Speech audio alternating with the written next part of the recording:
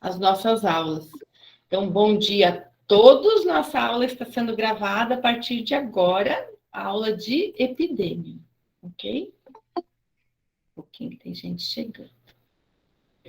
Então, tá, eu vou abrir a nossa primeira tela aqui. Ok? Só um pouquinho.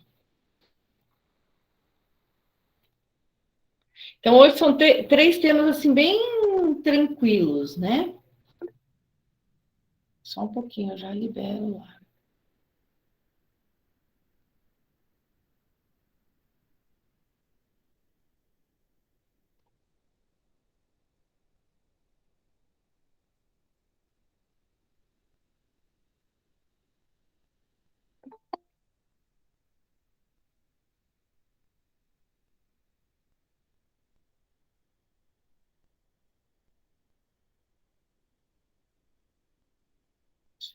Será que a gente deixa o Wendel, gente? Hoje não, doutora. Deixa eu Hoje não? Hoje não. Tadinho. Vamos ver, está chegando aí, ó. Ih, não deu, eu acho que ele não conseguiu entrar.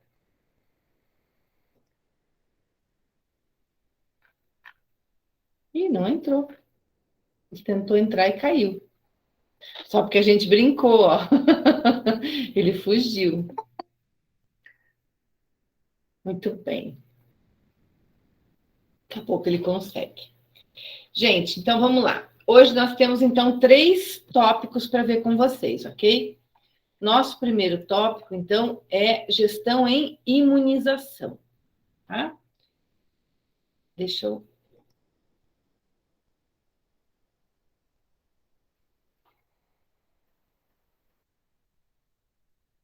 Só um pouquinho.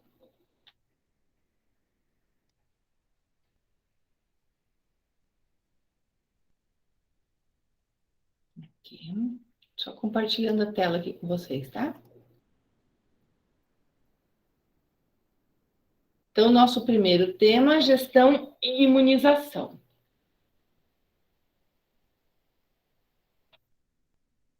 Ok? Estão vendo a tela? Sim. Beleza. Então, vejam lá. Gente, as vacinas, né? Então, assim, vamos falar um pouquinho da história da vacina para vocês. Então, quem foi o inventor da vacina foi o Edward Jenner, né? O Edward Jenner, ele criou aí a primeira vacina, e essa história da vacina, esse aqui é um quadro clássico, é um quadro, né, do Edward Jenner imunizando o próprio filho. Então, o que acontecia? Antigamente tinha muita... a varíola era uma doença assim, muito significativa, né? Era uma doença muito... era uma epidemia muito grande, né, de varíola, era uma pandemia, né, de varíola. E não tinha cura, as pessoas morriam, e quando não morriam, ficavam com cicatrizes muito feias, principalmente no rosto, né, então era uma coisa assim, bem complicada, né. E aí, teve um dia que ele estava vendo, né, uma mulher, essa mulher estava ordenhando uma vaca, né? E ele viu que essa mulher, que aquela vaca lá tinha, ela tinha adquirido a doença da vaca e a varíola da vaca, e essa mulher tinha lá as feridas, mas ela não desenvolvia a doença. E ele foi lá e coletou esse material. Oi, Wendel, tudo bem? Você conseguiu entrar? A gente fez piadinha antes de você. Será que nós vamos deixar o Wendel entrar hoje? Não, brincadeira, Wendel. Daí, ele coletou o material das feridas dessa mulher, né? E mais tarde ele inoculou esse material numa criança. E daí a criança não desenvolveu a doença também. E daí ele era um vírus amenizado, né? E com isso ele conseguiu descobrir a vacina. Né? E daí, claro, né? Isso foi uma grande descoberta, uma grande revolução na ciência. Né? Daí, no Brasil, essa vacina chegou em 1804. Então, o que aconteceu? Eles falam que essa vacina foi passada de braço em braço, né? Então, sendo passada de um braço a outro, a outro braço. Então, um médico veio lá, veio de navio, né? Porque vinha de navio. Ele veio de navio lá da Europa. Ele trouxe consigo 7 crianças negras. E daí, conforme ele ia passando essa vacina do braço de uma criança para o braço de outra criança, né? Ele inoculou uma criança, dali algum tempo ele inoculava outra criança, dali um tempo ele inoculava outra criança, então ele foi passando de braço a braço, né? Até chegar aqui no Brasil. E só que essa primeira vacina ainda era uma coisa assim bem arcaica ainda, né? Não era uma coisa assim que era produzido em laboratório, em grandes escalas, essas coisas, né? Então era bem complicado. E depois que foi evoluindo, né? Então, em 1904, nós tivemos a revolta da vacina, porque nós tínhamos um grande surto, né? E as pessoas não queriam tomar a vacina da varíola. Elas achavam que a vacina era uma coisa ruim e que a vacina ia realmente comprometê-los, né? Então, com tudo isso, eles tinham muito medo da vacina. E daí a população se revoltou porque eles queriam impor a vacina. Então, eles queriam tornar a vacina obrigatória para acabar de uma vez com o problema, né? Mas a população se revoltou. Então, isso aqui é uma charge clássica, né? Que exemplifica a revolta da vacina. Tá? A varíola, ela conseguiu ser erradicada, né, em 1973. E isso, assim, foi um marco histórico junto à população, à saúde pública, né? Porque os países onde não tem a varíola erradicada, né, eles têm uma série de limitações, por exemplo, para vistos, para as pessoas irem para fora, etc. Né? E é uma doença infecto-contagiosa de alto grau de contágio, né? Então, assim, o Brasil hoje ele tem programas de imunização gigantescos. Muitos países não têm o programa de imunização que a gente tem. Muitos países não têm esse programa de imunização. Basta a gente ver, por exemplo, quando vieram, né, em alguns anos agora, de alguns anos para cá, que a gente tem tido uma entrada de venezuelanos muito grande no Brasil, né? E o Brasil começou a ter surtos de sarampo, que era uma doença que a gente não tinha mais. Por que a gente não tinha mais sarampo aqui no Brasil? A gente não tinha mais sarampo aqui no Brasil, por quê? Porque era uma doença erradicada. Porque a gente tem programas de imunização muito grandes, né? E eles não têm. Outros países não têm. Então, o que aconteceu? Trouxe de volta. né? Trouxe de volta. Né? Então, olha Professora, só. Oi, pode falar. eu tive varíola, eu ainda tenho uma marca na minha perna da doença. Babado, Nora. Sabia, Sério. Nora, eu não tomei vacina de varíola? É. Não, eu tive quando eu era criança e eu ainda tenho uma marca na perna, assim, uma marca bem É. profunda, assim, tipo, porque era uma ferida muito feia, sabe? Era Uhum. uma ferida horrorosa. E eu tive, eu lembro, Então, assim, que eu dizia, mas do que é essa marca? Eu não lembrava exatamente da doença, né? Daí minha mãe falava sempre que era da varíola. E olha também, só. Você sabe que eu não tomei a vacina da varíola, né? Porque todo mundo tinha que tomar, né? É obrigatório, todo mundo tomava a vacina. Aí eu tive, na época da vacinação, eu tive um problema de saúde muito sério, eu era pequena, e daí o médico não deixou tomar a vacina. uhum. Era para tomar depois, né? Aí passou, depois, eu fui tomar a vacina da varíola, eu já era adulta. Então, eu não lembro se eu tomei a vacina, isso eu não lembro mesmo, né? E a minha mãe já faleceu, Aham. então não tenho para quem perguntar. Mas eu lembro da doença, assim, que depois todo mundo fala, nossa, ela teve, por isso que ela tem essa marca na perna, tá? Eu ainda tenho.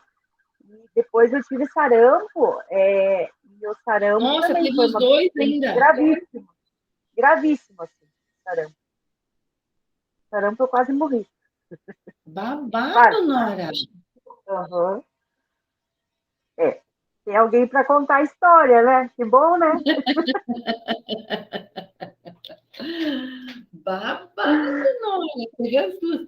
E veja, porque daí também sabe o que acontecia? Às vezes não davam a vacina, ou por um problema ou por outro, às vezes por falta de vacina, às vezes porque, ou como no meu caso, por exemplo, que eu tive um problema, quando era criança, eu tive um problema renal muito sério, daí eu não podia tomar a vacina, né? Então acontece, tem gente que não pode tomar vacina, né?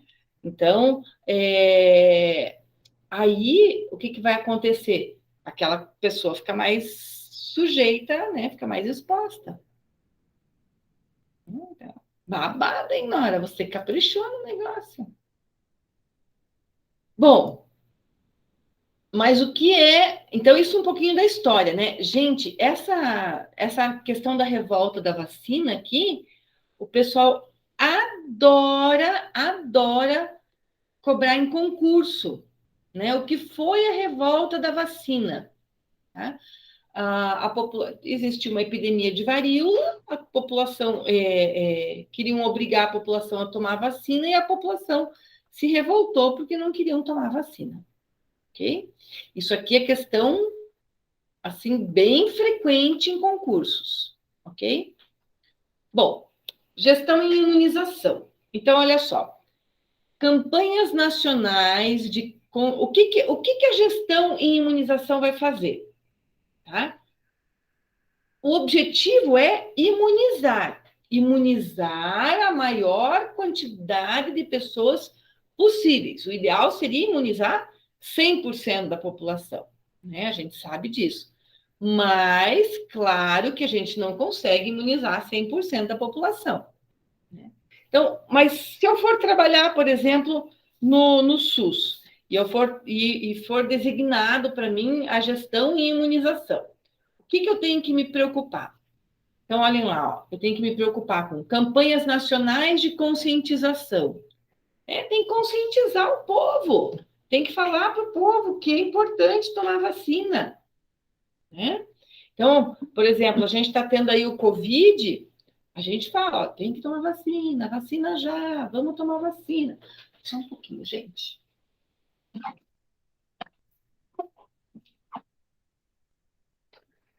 Né?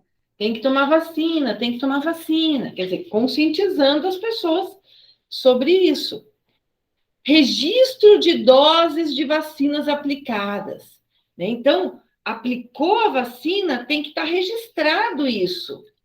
Tem que estar registrado tanto para a pessoa saber que ela está vacinada, quanto para o serviço de gestão saber quantas doses foram aplicadas, para que se saiba qual o percentual da população que está vacinado, para que se saiba quantas doses ele tem que investir, ele tem que comprar, né? Porque tem todo um planejamento de compra de vacina, de armazenamento de vacina, né? Que eu tenho que armazenar essas vacinas, né? Então, tudo isso tem que estar dentro da gestão de imunização. Tá? O Sistema Nacional de Vigilância Epidemiológica e Imunizações, né? Então, tem que estar... a epidemiologia tem que estar ciente desses dados, para que possa fazer um controle. Cada dose, cada dado tem que estar anotado. Tá? Planos de erradicação de doenças. Então, vamos planejar como que vai ser feito. Antes de fazer um planejamento. Né? Antes de fazer um planejamento. Então, por exemplo, a gente viu que no começo da vacinação do Covid, a gente via aquelas filas enormes, quilométricas, filas gigantescas, né? Por quê? Porque teve que ir sendo feita uma adaptação desse planejamento, né? Porque o planejamento foi se adaptando, foi sendo equilibrado. Abriu-se mais locais de imunização, né? Por exemplo, semana passada, graças a Deus, eu levei minha filha para tomar a primeira dose, né? Então, ela tem 13 anos. Gente, qual é a população de 13 anos em Curitiba? É enorme. A população de 13 anos em Curitiba é muito grande. Qual foi o tempo de espera na fila? Bem pequeno.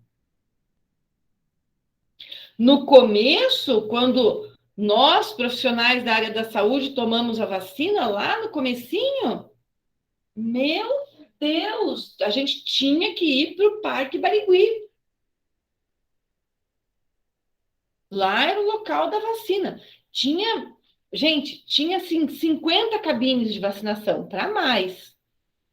Mas mesmo assim, era insuficiente. Então, o que eles viram? Eles viram que precisava descentralizar. Opa, em vez da gente centralizar no Parque Barigui, não, nós vamos descentralizar. Se cada unidade de saúde abrir uma salinha e nessa salinha tiver 3 boxes para fazer a vacinação, vai dar muito mais do que os 50 boxes que eles têm lá dentro do Parque Barigui. Porque quantas unidades de saúde a gente tem em Curitiba? Né? Então, hoje nós temos 33 unidades de saúde, 33 pontos de vacinação atuando. Cada ponto de vacinação tem pelo menos 3 cabines. Já aumentou. Né? Tem alguns pontos de vacinação, que são pontos de referência, que tem mais do que 3 cabines. Tem pontos que tem 10 cabines. Então, com isso, conseguiu aumentar e descentralizou. O que é isso? Isso é planejamento. Tá? Planejamento. Tá? Então, agora, eu vou planejar essas vacinas, eu vou planejar uma campanha de vacinação. Antes de eu planejar a campanha de vacinação, eu tenho que ver qual é o público-alvo. E quantas pessoas eu tenho dentro desse público-alvo. Quantas vacinas vão ter que ser compradas ou produzidas. Eu vou fazer uma campanha de vacinação contra o sarampo, mas eu não sei quantas pessoas eu pretendo imunizar, eu não sei quantas vacinas eu tenho que comprar, o que eu tenho que produzir. Né? Então, tem que existir um planejamento. Este mês vamos vacinar contra o sarampo, fazer uma mega campanha contra o sarampo. No mês que vem, a gente faz uma mega campanha contra a gripe. E no outro mês, a gente faz uma mega campanha contra, né, A meningite, que está tendo surto, digamos, não está nada, mas digamos que esteja tendo, né? Então, o que acontece? Agora, resolvo colocar todas elas juntas, num pacote só. O que vai acontecer? Vai virar uma bagunça. Risco de aplicarem a vacina de uma coisa em outra pessoa, de fazer erro, de fazer troca. Né? Então, tem que ter uma organização, tem que ter uma coisa mais equilibrada. Tá? Fazer um calendário de vacinação, que a gente tem, que existe, né? Onde as crianças vão ter as suas doses lá por idade. O adulto também. Tá? A caderneta de vacinação é muito importante, né? Para os pais terem o seu controle. Hoje a gente tem aqui em Curitiba, a gente tem a nossa caderneta já digital lá no nosso celular, né? Mas só um minutinho, gente.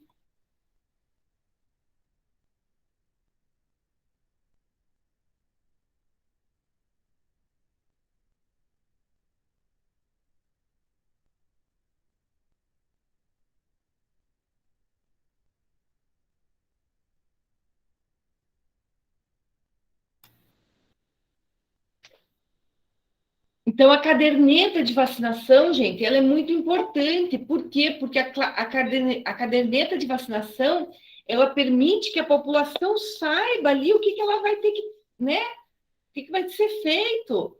Quando que vai ser feito? Então, isso é muito legal, é muito importante, né? A cadernetinha vai ter lá, tem várias coisas anotadas na caderneta. Não é só a vacina. Não é só a vacina. A gente acompanha o desenvolvimento da criança, marca lá o gráfico, peso, altura, né? Então, vai fazendo as observações. Então, é importante. É um registro epidemiológico, né, que vai ajudar nas diretrizes. É extremamente importante a caderneta. Tá? Além da vacinação, que é o nosso foco de hoje. Então, lá na caderneta, por exemplo, as vacinas que forem sendo tomadas vão sendo anotadas, né? Quando foi tomada, qual é o lote, qual é a data de validade, quem aplicou. Né? Então, tudo isso são coisas importantes de serem anotadas. Tá?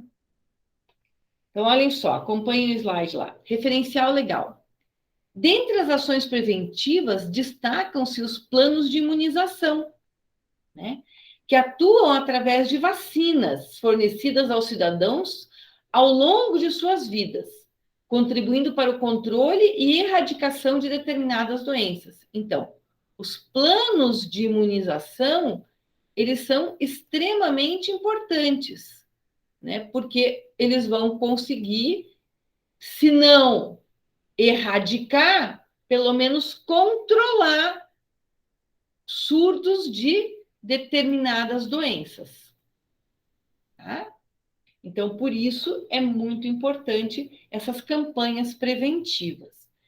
Claro que cada patologia é uma patologia. Tem patologias que têm um controle através de vacinas, tem outras que vão ter controle através de mudança de hábitos de vida. Então, para cada patologia, a prevenção dá-se de um modo diferente. Mas, hoje estamos falando sobre vacina. Então, olha só. Esse referencial legal, ele é apoiado em algumas leis. Primeiro, a Constituição de 1988 disse que as imunizações são dever do Estado. Então, o Estado tem a obrigação de dar as vacinas para a população.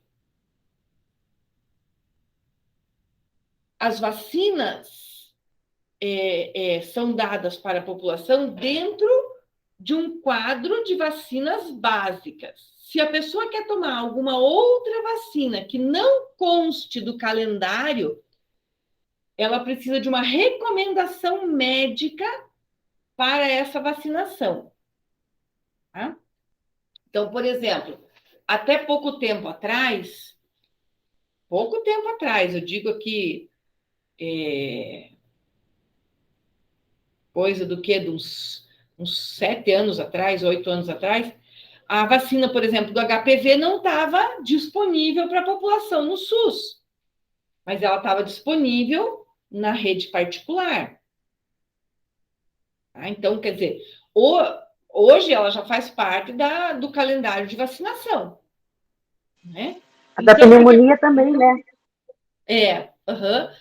A pneumonia é assim, ó, ela será aplicada conforme prescrição médica, né? Se o médico prescrever, aí ela vai ser aplicada. Se o médico não prescrever, ela não vai ser aplicada.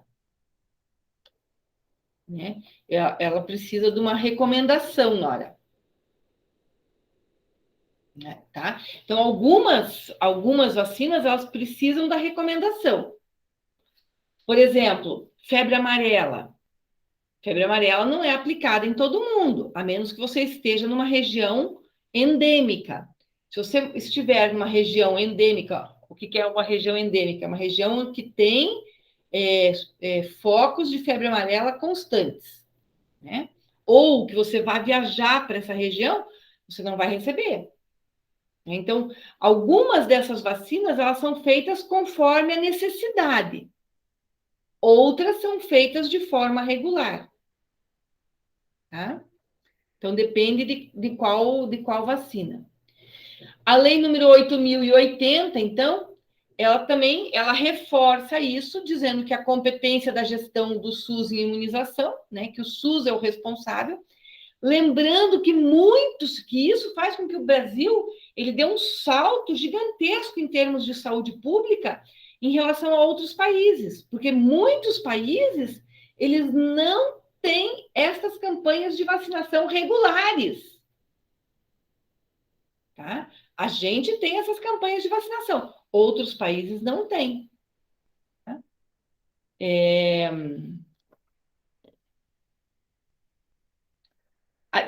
Só que, assim, antes de ter a lei de 8.080, que foi em 1990, né, teve uma outra lei bem mais antiga, até antes da Constituição, que foi em 1975.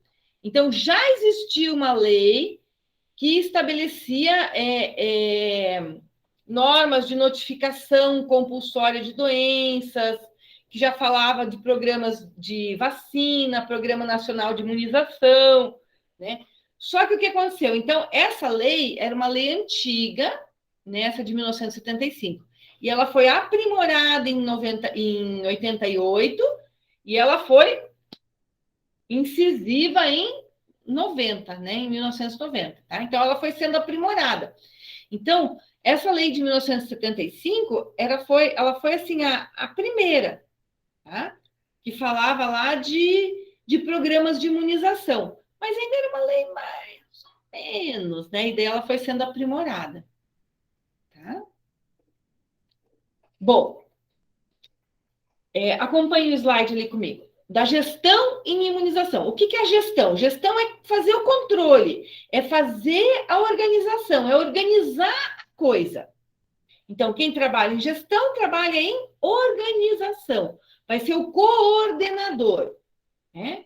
Então, o Programa Nacional de Imunizações é elaborado sob competência do Ministério da Saúde, o qual definirá os programas de vacinação em caráter nacional, né, gente? Às vezes, tem uma determinada região que precisa fazer uma campanha diferenciada, mas tudo isso é sob competência do Programa Nacional de Imunização, o qual definirá os programas de vacinação, sendo as de caráter obrigatório, praticadas de modo sistemático e gratuito em todo o território nacional. A execução, então, quem coordena, quem elabora é o Ministério da Saúde, e quem executa são as secretarias de saúde. Então, O Ministério, lá, a nível federal, vai elaborar e as secretarias, a nível municipal, é que vai executar. Tá?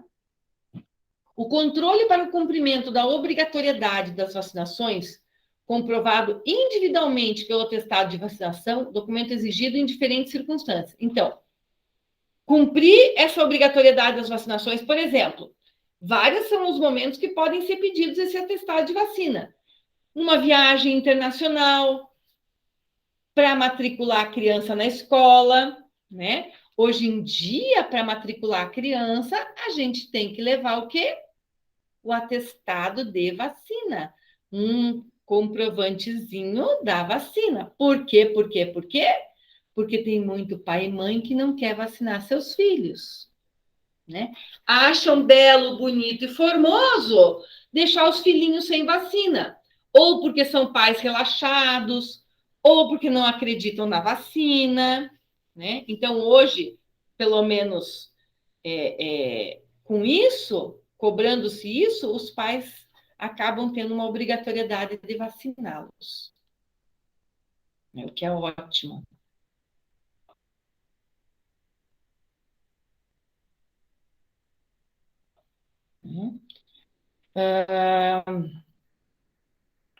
O Programa Nacional de Imunizações promove a formulação dos calendários de vacinação. Então, faça um calendário para que não haja que acumula tudo junto. Então, e também o calendário da criança, o calendário do adulto, o calendário do idoso, né?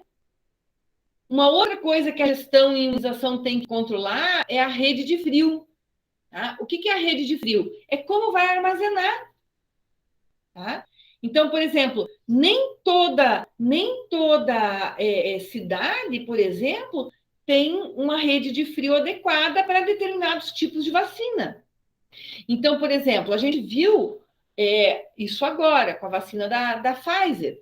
A vacina da Pfizer precisa ter um armazenamento numa temperatura de menos 70 graus. Não são todas as cidades que têm um super refrigerador, né?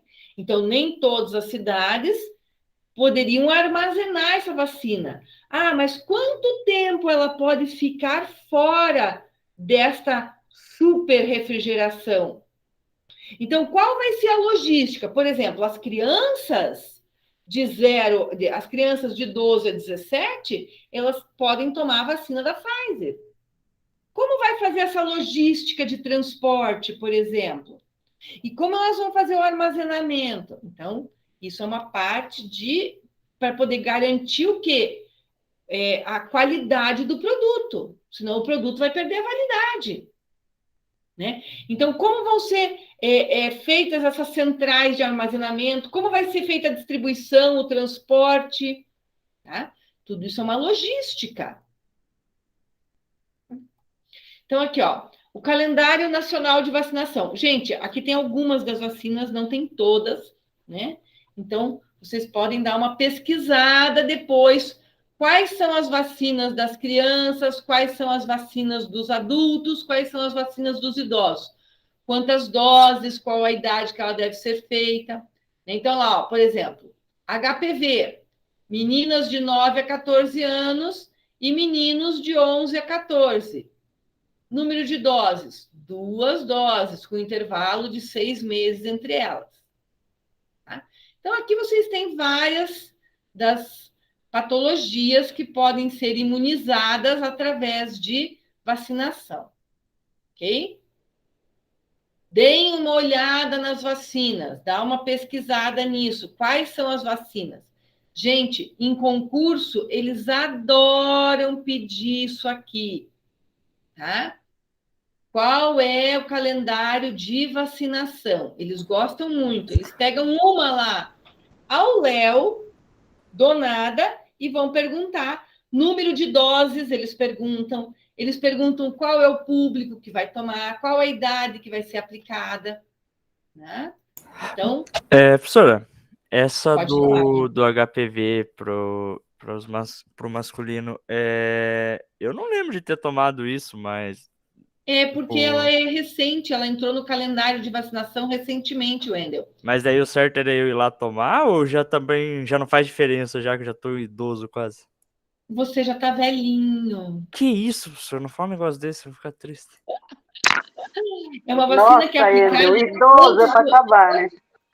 Não, é uma não, vacina, é a uma vacina, idade não é de idoso, mas a coluna é. ela é uma vacina que ela é aplicada normalmente antes do início da atividade sexual. Ah, tá, entendi. Por isso que eles colocam lá uma idade bem precoce, né? Eles já colocam lá, ó, 9 anos para as meninas, né? Porque se, assim, claro, não vai ter problema nenhum. Se a pessoa já teve o contato com HPV, já teve, né? Então a eficácia da vacina acaba sendo menor, entendeu? Então acaba não tendo o efeito desejado. Então, por isso que acaba não se aplicando, porque acaba sendo uma verba, né, jogada fora, entendeu?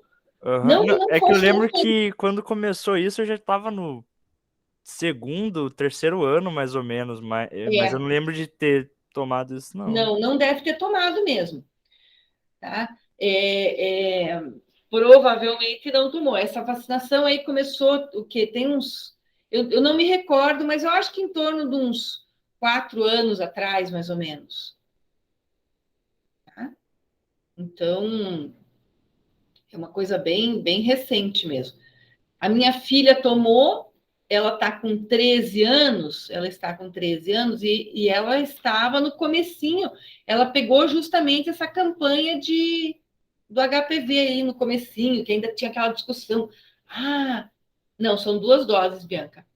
Daí ainda falava assim, será que... Ué, sumiu minha apresentação ali? Ficou preta a tela. Ah, voltou. Voltou? Voltou. Aí, por exemplo,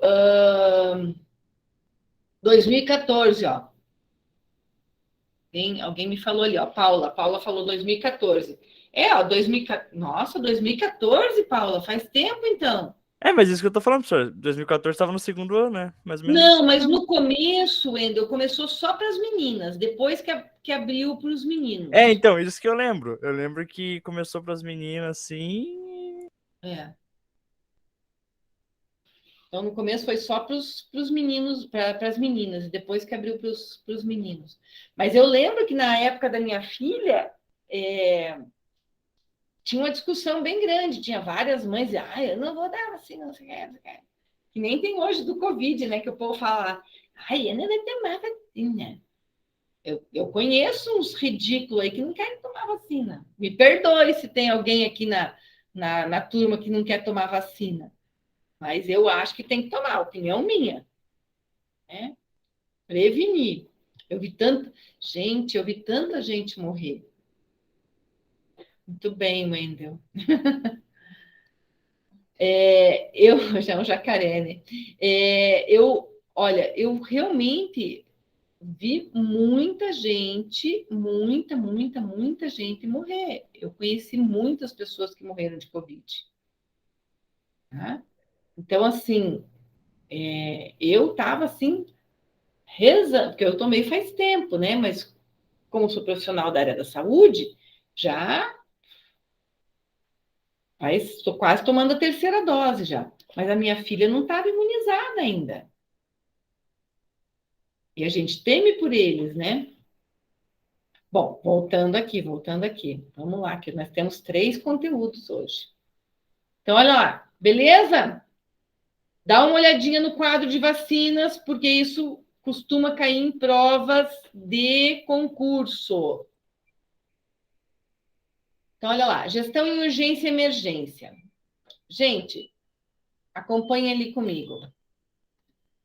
A gestão dos procedimentos de urgência e emergência, que se referem aos estados clínicos que apresentam risco de vida próximo ou imediato ao paciente, respectivamente, destinam-se à garantia da atuação de forma ágil, eficaz e humanizada no pronto atendimento pré e intra-hospitalar, nas diferentes situações em que são acometidos crianças, adultos e idosos. Então, quando fala assim, atendimento de urgência e emergência, o que a gente precisa? De uma forma ágil, eficaz e, claro, humanizada. A gente precisa de agilidade e eficiência.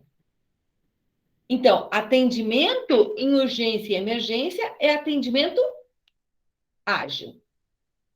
Ok? Uma portaria em 2011 que instituiu a Política Nacional de Atenção em Urgências e Emergências, né? Criou, então, a rede de atenção às urgências, buscando principalmente, assim, ó, uma atenção. Priorizou o quê? Parte cardiovascular, cérebro vascular e traumatológico, que são as que mais levam a óbito. Tem outras que levam a óbito, claro que tem.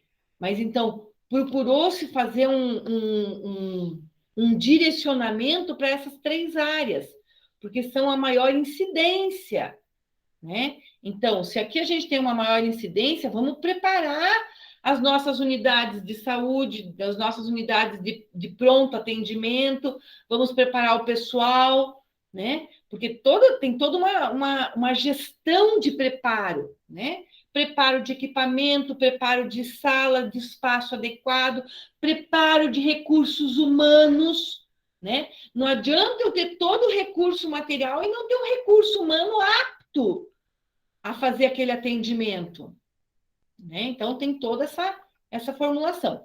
Essa portaria instituiu várias áreas de atenção dentro da urgência. São elas: promoção e prevenção e vigilância, atenção básica, SAMU, sala de estabilização, Força Nacional, UPAs e serviços de urgência, hospitalar e atenção domiciliar. Então, vamos ver cada uma delas, ó. Promoção, prevenção e vigilância. Reflete o desenvolvimento de ações permanentes de saúde. Olha só, ações permanentes de saúde. Tem que estar o tempo inteiro fazendo campanhas, tem que estar o tempo inteiro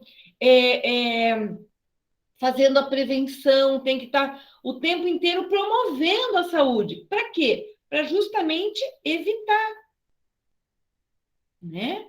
Então, por exemplo, vamos falar sobre direção perigosa. Gente, quanta gente morre de acidente de trânsito. Campanhas de prevenção. E assim sucessivamente, né? Atenção básica. Gente, atenção básica são os primeiros cuidados, né? Então, vamos lá. O acesso àquele primeiro cuidado. Ampliação do acesso. Todo mundo tem direito ao acesso à saúde. Vamos fazer com que esse acesso exista. SAMU, que tem o quê? SAMU é o transporte, né, dessa vítima e o primeiro atendimento. Ele vai socorrer aquela vítima. Ele vai ser o primeiro profissional da saúde que vai chegar naquela vítima. Então, ele tem que estar muito preparado, tá? Porque ele vai fazer o primeiro socorro. É ele quem vai já tentar estabilizar aquela vítima. O SAMU é importantíssimo.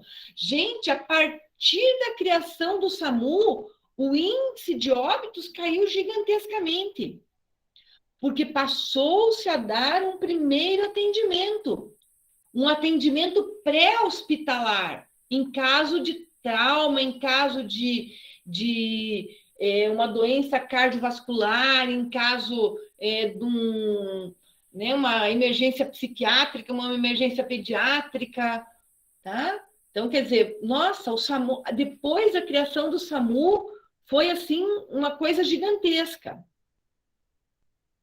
Uma sala de estabilização para poder fazer o quê?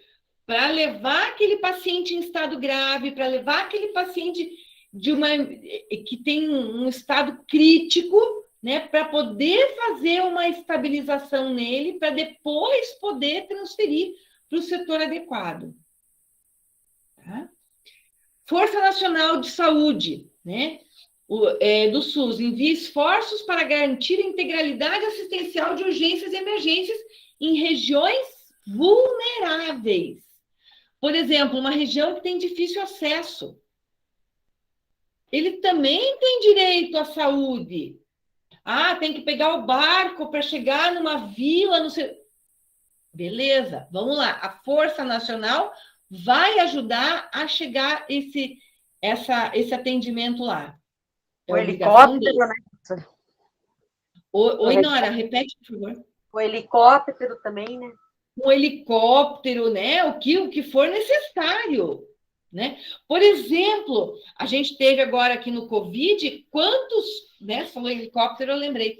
Quantos pacientes, né? Por exemplo, foram transportados de uma cidade para outra por falta de leitos. Vamos lembrar Manaus, a crise de Manaus, né? Então, foi feita toda essa logística.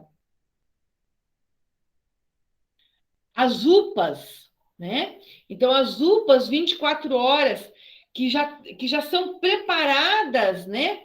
Para fazer uma intermediação entre o paciente que vai da área básica para uma área hospitalar. Ele vai fazer esse meio termo, já vai poder acomodar pacientes de urgência e emergência, né? Talvez não com a mesma eficácia de um atendimento hospitalar, que tem um centro cirúrgico, que tem, né? Mas já dando um suporte, né? De urgência e até de emergência. Tá? Então, essas UPAs foram ampliadas, elas ganham um recurso financeiro para poder estarem melhor equipadas. Né?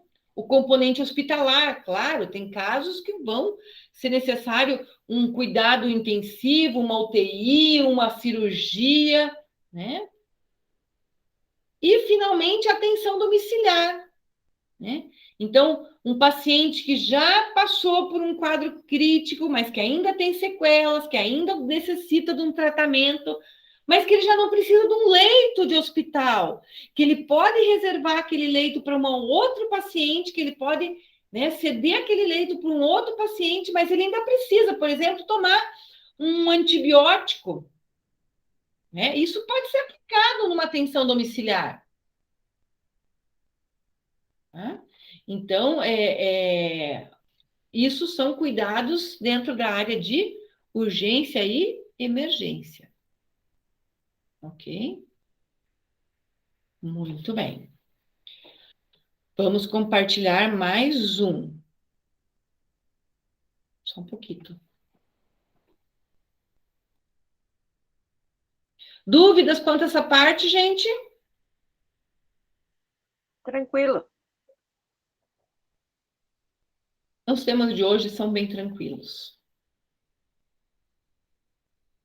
Gente, olhem lá. Então, vamos falar um pouquinho para vocês agora sobre humanização.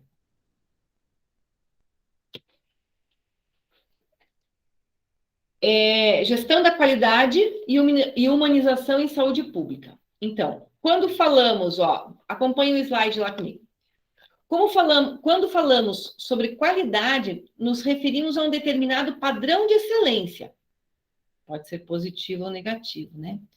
Sendo aplicado a muitos conceitos. Na saúde pública, podemos avaliar a qualidade dos serviços prestados, dos insumos utilizados, dos equipamentos empregados, das instalações fornecidas, além de vários outros aspectos específicos desse ambiente. A gestão de qualidade visa compreender as oscilações para promover melhorias pela inovação, tanto de procedimentos técnicos quanto de próprio modelo de gestão. Gente, é assim, qualidade é essencial. Todo mundo sabe o que é qualidade. Todo mundo sabe o que quer quando recebe um atendimento. Não é verdade? E isso é qualidade. A qualidade também tem que ter na saúde pública. A saúde pública também precisa de qualidade. Então, nós devemos primar pela qualidade. Qualidade física, de recursos físicos e de recursos humanos. Gestão em saúde também avalia a qualidade do que está sendo feito e do que se tem. Tá?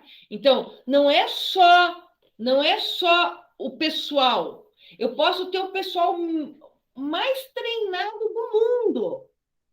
Se eu não tiver um material adequado, se eu não tiver um local adequado, se eu não tiver um ambiente limpo, não vai resolver. Né? Eu posso, por exemplo, então vamos preparar lá as refeições do hospital. Vamos trabalhar no hospital. E aquele hospital tem lá o setor, né, que prepara. Hoje em dia, né, em grandes capitais, a gente tem um serviço, às vezes, terceirizado de uma alimentação, mas tem hospitais que tem lá. Então, estamos dentro do hospital que vai preparar, tem o seu setor lá de alimentação. E aquele setor, aquela cozinha está sem água há 15 dias. Dá para preparar comida? Está faltando um recurso físico.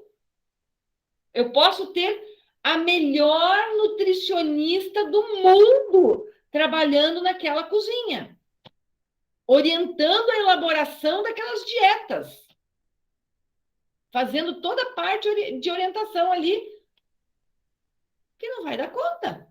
Como é que vai fazer? Não tem água. Né? Então, existem problemas físicos às vezes. Então, não adianta eu ter o melhor pessoal do mundo se eu não tiver uma estrutura física que me dê suporte a isso. Tá? Acompanhem comigo lá. Acreditação. A acreditação se refere a um processo voluntário e periódico de avaliação. Então, olha só o que vai acontecer. É voluntário, tá? Para quê? Para ver se realmente está tendo qualidade no atendimento. Essa avaliação é uma avaliação que existe internacionalmente. Então, pegam-se padrões internacionais e faz a avaliação. Para ver se aquela instituição, se aquela está dentro daqueles padrões ideais. Esse programa se chama Programa de Acreditação. Certificação ISO. Né? Então, a certificação ISO é o certificado que vai ganhar quando cumpre determinadas normas técnicas. Então, ISO 9001. Cumpriu todas as regras necessárias, ganha uma certificação de ISO. Isto é o quê? Isto é qualidade. Tá? E aqui, ó, o compromisso com a qualidade hospitalar. O compromisso com a qualidade hospitalar também, tá? É um programa voluntário, que vai fazer o quê? Vai dizer que ele vai estimular a que tenha qualidade. Ele vai fazer programas de educação para melhorar a qualidade. Ele vai fazer um trabalho para ver aonde que precisa mudar. Né? Então, ele vai estar melhorando. É um programa que cada instituição pode aderir ou não, é oferecido pelo SUS, né? Que cada instituição pode aderir ou não com o intuito de melhorar. Tá? E ainda ele pode ser premiado se ele realmente conseguir uma excelência dentro da qualidade. Ok? Humanização em saúde. Gente, não preciso nem falar disso aqui, né? Paciente é paciente. E ele precisa de atenção, cuidado, carinho, né? Todo mundo, a gente tem que pensar que o paciente, ele está ali porque não é porque ele quer, Ele não tá. Ó, uma vez um aluno meu falou uma frase que eu não esqueci. E que eu uso essa frase sempre. Essa frase é a seguinte: a única pessoa que está no hospital e que não está ali por vontade própria é o paciente. A faxineira está ali porque ela quer trabalhar. Ela escolheu trabalhar no hospital. A copeira está ali porque ela escolheu trabalhar no hospital. O enfermeiro está ali porque ele escolheu trabalhar no hospital. O nutricionista está ali porque ele escolheu trabalhar no hospital. O médico está ali porque ele escolheu trabalhar no hospital. O fisioterapeuta está ali porque ele escolheu trabalhar no hospital. Cada um deles está ali por opção. O paciente não. O paciente está ali porque ele precisa. Então, humanização em saúde significa que aquele paciente que está lá no quarto 202 não é um joelho. Ah, vocês viram o fígado do quarto 305? Não é um fígado. Não é um fígado. É um ser humano. É uma pessoa que merece atenção, que merece cuidado, né? Então, é o nosso comportamento frente ao nosso paciente. Isso é humanização. E a humanização tem que ocorrer em todas as etapas. Gente, tem que ter humanização dentro do centro cirúrgico. Tem que ter humanização dentro da sala de urgência e emergência. Porque o povo fala assim, parto humanizado. É muito fácil parto humanizado. O povo fala assim, ai, a humanização na pediatria. Claro, é muito fácil trabalhar com as criancinhas. Mas a humanização tem que ter em todas as etapas. Você acha que o camarada que está entrando num centro cirúrgico ou saindo de um centro cirúrgico, ele não está, né? Entrou no centro cirúrgico, ele não está tenso porque ele está entrando no centro cirúrgico?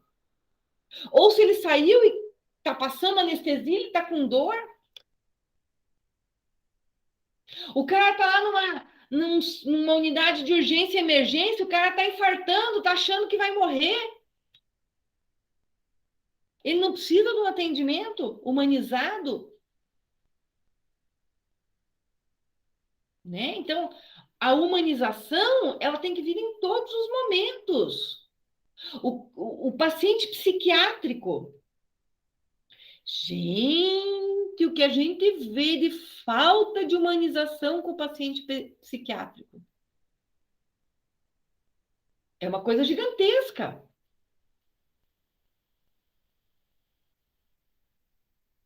Tá? É uma coisa gigantesca.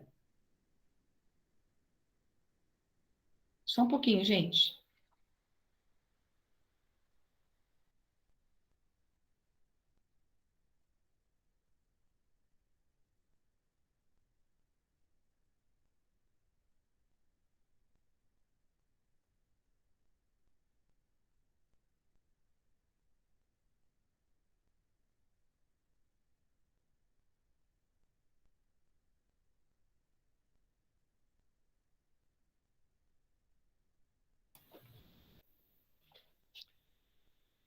Então, acompanhem comigo lá o slide. Entende-se por humanização o conjunto de ações que promovem a qualidade das relações entre pessoas, baseada em princípios técnicos e comportamentais. Pode ser aplicada a diferentes áreas de nosso cotidiano, em especial na saúde pública. Especial na saúde pública, na saúde privada, em qualquer área. O camarada está doente, ele está fragilizado, emocionalmente fragilizado. Né? Então, vamos tratar aquela pessoa com respeito. Ó, em 2003, foi lançado, então, a Política Nacional de Humanização, buscando justamente essa tensão maior com o indivíduo. Ok? E o Plano Nacional de Humanização, ele se baseia, então, em 3 princípios fundamentais. A transversalidade, a indissociabilidade e o protagonismo. Então, vejam lá.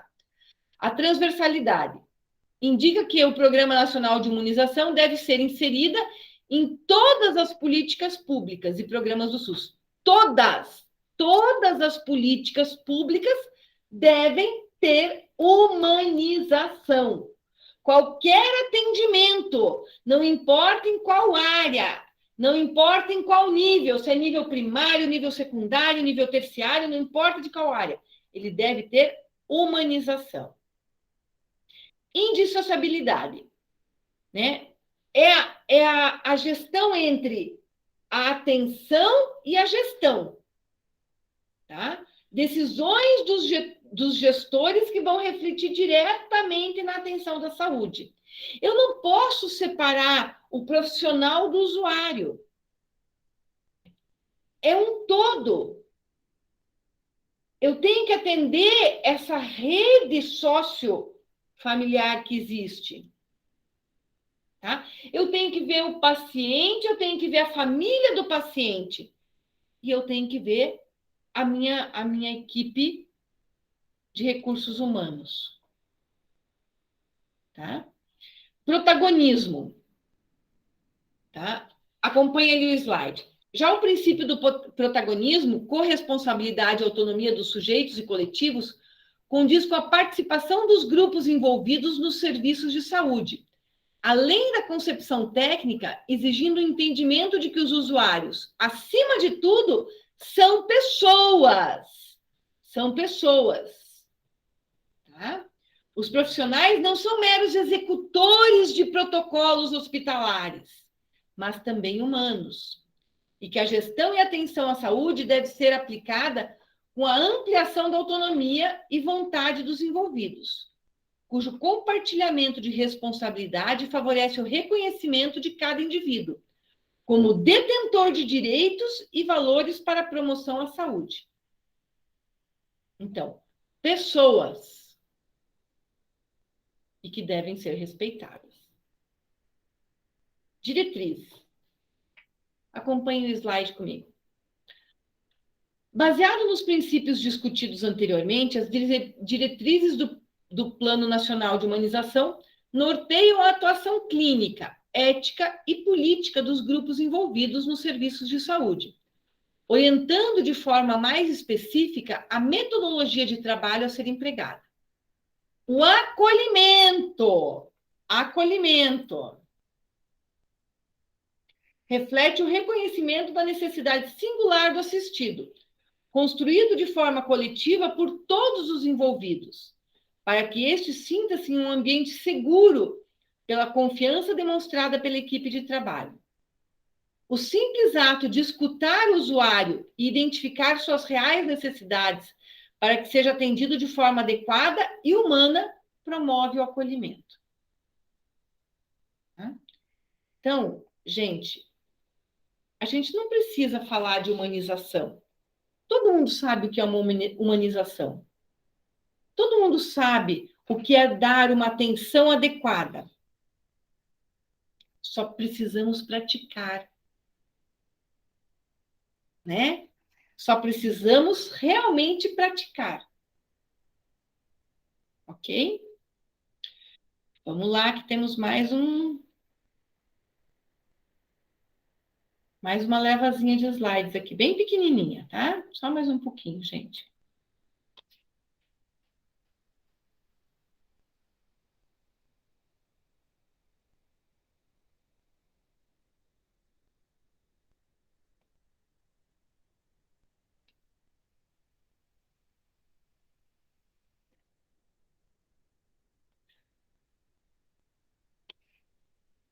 Promoção da saúde. Então, a gente já sabe que a saúde é um direito de todos e é um dever do Estado. E o Estado tem que promover essa saúde, ampliar os conceitos de saúde. Saúde não é só a ausência de doença, não é só o indivíduo livre de doença física, mas que ele tenha condições físicas, mentais, sociais, né? Então, promover a saúde significa o quê? Que esse indivíduo tenha condições de moradia, condições de higiene, condições de saneamento, condições de lazer, de cultura, de educação, né? Então, quando a gente fala em promoção de saúde, a gente está abrindo o leque, não é simplesmente a ausência de doença, né? Então, a saúde foi reconhecida, né, como um direito fundamental dos seres humanos, né, junto com a Declaração Universal dos Direitos Humanos, ok? Faltou esse aqui. Né? A ONU, uma Assembleia da ONU, declarou que isto é um direito fundamental do ser humano. Então, dentre essas declarações, foi dito o seguinte: acompanhe o slide. Todo ser humano tem direito a um padrão de vida capaz de assegurar a si e a sua família saúde, bem-estar, inclusive alimentação, vestuário, habitação, cuidados médicos e serviços sociais indispensáveis. E direito à segurança em caso de desemprego, doença, invalidez, viuvez, velhice, e em outros casos de perda dos meios de subsistência, em circunstâncias fora do seu controle. Gente, muito bonito tudo isso, né? Mas agora, pergunto para vocês, isso realmente acontece? Não acontece, né? Isso não acontece. A gente vê muita gente passando fome, a gente vê muita gente sem ter saneamento básico. Isso aqui no Brasil, não precisa ir longe, não. Dentro da grande Curitiba. Imagine lá em regiões onde é mais precário. Né? A Carta de Ottawa, em 1986, fez o quê? Ela única e simplesmente, só um minutinho aqui, gente, só um pouquinho.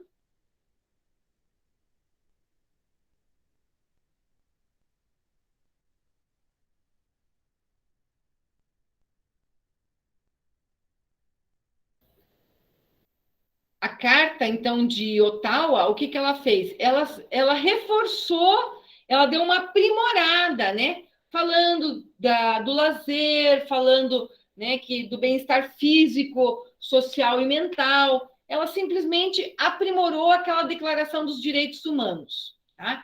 Ela deu um upgrade nele. Tá? Então, olhem só.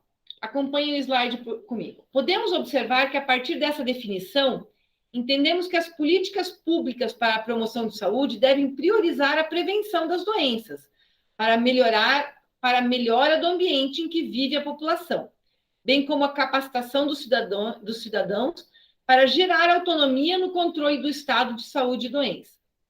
Em primeiro momento, a promoção da saúde era baseada exclusivamente no tratamento das doenças, posteriormente evoluindo para medidas de prevenção para que essas não viessem a se desenvolver. As políticas preventivas se pautavam na melhoria de condições de vida da população, bem como na sua capacitação para que os hábitos de vida dos próprios indivíduos promovam a saúde. Então, todo mundo tem direito à saúde. E se eu puder promover a saúde prevenindo a doença, melhor ainda. Por mais que a promoção da saúde foque na melhora do ambiente, na capacitação da população e na prevenção de doenças, o tratamento das patologias ainda permanece como uma realidade que impacta nessa gestão. Por quê? Porque a gente tem muita falha, porque a gente tem muito erro, porque a gente vê que tem muita gente em condições precárias, tem muita gente que passa fome, tem muita gente que não tem acesso à educação, tem muita gente que não tem acesso à informação, tem muita gente que não tem acesso a um saneamento básico. Então, tudo isso acaba prejudicando. Né? Promover a saúde. Promover a saúde é dar ao indivíduo todas essas condições. Alimentação, moradia, lazer, educação, né? Acesso a uma vacina. Ok? Isto é a educação, a promoção da saúde. Beleza, gente? Como vai o trabalho de vocês para a semana que vem, né? Aham. Professora, eu estou com uma dúvida aqui. Pode falar, Nora. Então, você pediu um folder e um vídeo, certo? Isso. O vídeo é como uma entrevista? Como o vídeo, ele deve ser educacional. Ah, entendi. Então, objetivando a prevenção. Ah, não, entendi. É que eu pensei assim, nossa, mas a enfermeira do posto não vai me dar entrevista. Não, eu quero um vídeo educacional. Você vai ter que bolar uma campanha de prevenção. Entendi, professora. Não, então aí tá tudo bem. Agora pode escolher, pode ser câncer de mama, pode ser bicho de pé, pode ser o que você quiser. Mas esse vídeo pode ser 1 hora e meia, mais ou menos? De 3 a 5 minutos. A Nora quer fazer um documentário, bicho, que isso? Ai, não vai dar. É de muito 3 pouco a 5 tempo. minutos, Nora. Professora, mas o vídeo, a senhora quer que a gente faça, tipo assim, dá um exemplo. Uma apresentação nossa, gente falando e aparecendo no vídeo? Como você quiser, é uma campanha de prevenção. Então, se eu quiser, tipo assim, fazer algumas imagens e a gente falando por cima, indiferente para ti. Pode. É que a Bianca falou que não queria aparecer no vídeo, professor. Não precisa aparecer no vídeo, não tem problema. Então a Bianca vai aparecer no vídeo. Pronto. Então eu posso fazer alguma coisa assim, tipo conversando com a comunidade, lá na unidade de saúde. Só que a comunidade não vai aparecer, quem vai aparecer sou eu.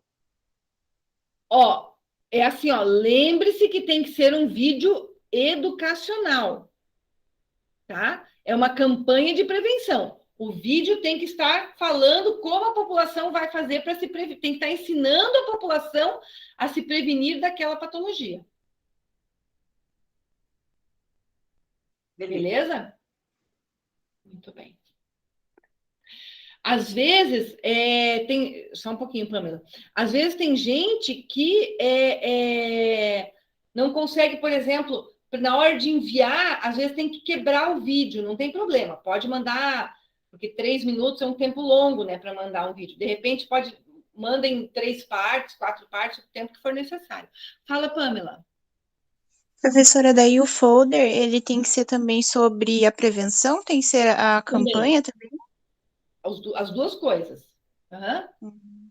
Mas a gente pode falar, eu escolhi para fazer sobre depressão, daí dá para falar também um pouquinho sobre a depressão no folder, né? Porque ele vai meio que em tópicos, né? E aí eu posso também eles vão ser meio paralelos, né? O folder e a gravação vão ser meio paralelos. Tá bom, então. Beleza, gente? Dúvidas? Tranquilo. Eu já vou ficar com saudades de vocês, porque semestre que vem vocês não vão ser meus alunos. Professora, deixa eu te contar uma coisa boa. Conte. Dia 22 eu inicio meu estágio remunerado, lógico, né? Que está na hora de começar a trabalhar. É na unidade de saúde. Muito bem, Nora, parabéns! Tudo que eu queria, unidade de saúde, ótimo. Parabéns, parabéns! Que bom, né? Muito bom. Estou muito feliz. Muito legal. Muito bem, gente. Por hoje estão liberados. Vejo vocês semana... dia 22 vocês têm aula... Vocês vão estar lá na faculdade, né? Sim. Dia 22, vocês não esqueçam de passar no laboratório de anatomia para me dar oi, tá? Pode deixar. Vamos lá. Beijo, gente. Tchau, Tchau. prof. Até semana que vem. O pessoal do primeiro período vai estar lá. Aí vocês se encontram a turma inteira. Tá bom. Tchau. Beijo, gente. Tchau.